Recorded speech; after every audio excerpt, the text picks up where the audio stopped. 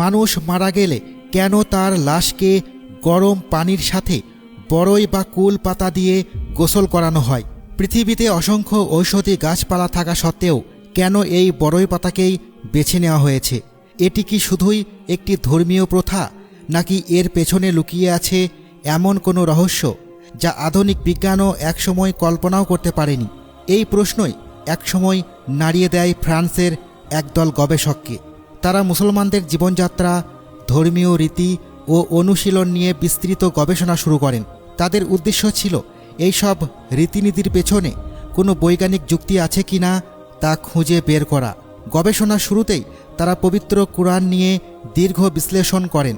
শুরু থেকে শেষ পর্যন্ত বহুবার পরীক্ষা করেন, এমনকি কোথাও কোনো অসঙ্গতি বা ভুল আছে কি না তা খুঁজে বের করার চেষ্টাও করেন। কিন্তু তাদের ভাষায় এত গবেষণার পরও তারা কুরআনের মধ্যে কোনো ত্রুটি খুঁজে পাননি। এরপর তারা হাদিসের দিকে মনোযোগ দেন। ভাবলেন হয়তো এখানে কোনো ভুল বা বৈপরীত্য ধরা পড়বে। কিন্তু দীর্ঘ সময় ধরে বিভিন্ন হাদিস বিশ্লেষণ করার পরও তারা কোনো সুস্পষ্ট অসঙ্গতি খুঁজে পেল না। তখন তাদের গবেষণার ফোকাস ঘুরে আসে মুসলমানদের একটি বিশেষ প্রথার দিকে, মৃতদেহকে বড়ই পাতা মিশ্রিত গরম পানিতে গোসল করানোর প্রথা। গবেষকরা সিদ্ধান্ত নিলেন এবার সরাসরি পরীক্ষা করে দেখা যাক।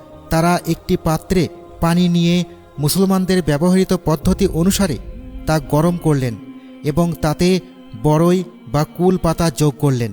এরপর পানিকে আরও উত্তপ্ত করা হলে দেখা গেল পাতাগুলো ধীরে ধীরে গলে পানির সাথে মিশে যাচ্ছে।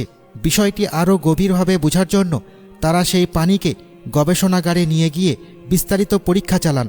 ল্যাবরেটরির পরীক্ষার ফলাফল দেখে গবেষক দল সত্যিই হতবাক হয়ে যান। তারা দেখতে পান 4 থেকে 10 মিনিট বড়ই পাতাসহ পানি ফোটানোর পর সেই পানি এক ধরনের শক্তিশালী সম্পূর্ণ প্রাকৃতিক অ্যান্টিসেপটিক তরলে পরিণত হয়। অর্থাৎ এটি জীবাণু ধ্বংস করতে সক্ষম একটি প্রাকৃতিক পরিষ্কারক উপাদানে রূপান্তরিত হয়।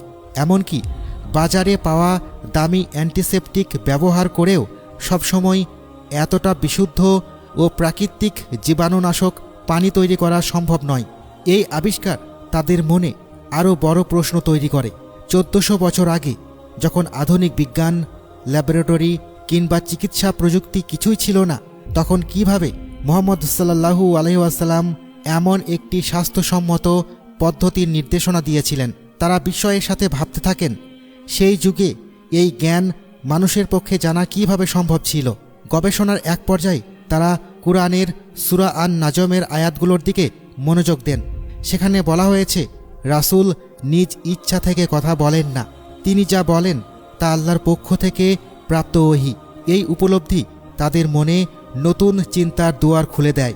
পরে সাংবাদিকরা গবেষকদের জিজ্ঞাসা করেন ঠিক কী এমন তথ্য তারা পেয়েছেন যা তাদের এত অবাক করেছে। গবেষকরা জানান বড়ই পাতা মিশ্রিত গরম পানি 4 থেকে 10 মিনিটের মধ্যে এমন এক প্রাকৃতিক অ্যান্টিসেপটিকে পরিণত হয় যা মৃতদেহকে কার্যকরভাবে পরিষ্কার ও জীবাণুমুক্ত করতে সাহায্য করে। কারণ বাস্তবে দেখা যায় মৃত্যুর মুহূর্তে অনেক মানুষ শরীরের নিয়ন্ত্রণ হারিয়ে ফেলেন, ফলে দেহে অপবিত্রতা থেকে যেতে পারে। শুধুমাত্র সাধারণ পানি দিয়ে পরিষ্কার করলে সব জীবাণু বা অপবিত্রতা দূর নাও হতে পারে, কিন্তু বড়ই পাতা ফোটানোর পানির অ্যান্টিসেপটিক গুণ সেই দেহকে আরও নিরাপদভাবে পরিষ্কার করে। সবচেয়ে আশ্চর্যের বিষয় হলো আলাদা করে বড়ই পাতায় এত শক্তিশালী ঔষধি ক্ষমতা দেখা না গেলেও যখন তা গরম পানির সাথে ফোটানো হয় তখন এক ধরনের রাসায়নিক পরিবর্তনের ফলে পানির পরিষ্কার ও জীবাণুনাশক ক্ষমতা বহুগুণ বেড়ে যায়। ফলে সেই পানি দিয়ে মৃতদেহ গোসল করানোর পর দেহটি আরও পরিচ্ছন্ন ও জীবাণুমুক্ত অবস্থায় শেষ বিদায়ের জন্য প্রস্তুত হয়। শতাব্দীর পর শতাব্দী ধরে চলে আসা এই প্রথার পেছনে লুকিয়ে থাকা বাস্তব উপকারিতা আজও মানুষকে বিস্মিত করে, ভাবায় আর মনে করিয়ে দেয় অনেক সত্যই আছে যা মানুষ পরে আবিষ্কার করে, কিন্তু যার নির্দেশনা অনেক আগেই দেয়া হয়েছিল। সুবহানাল্লাহ।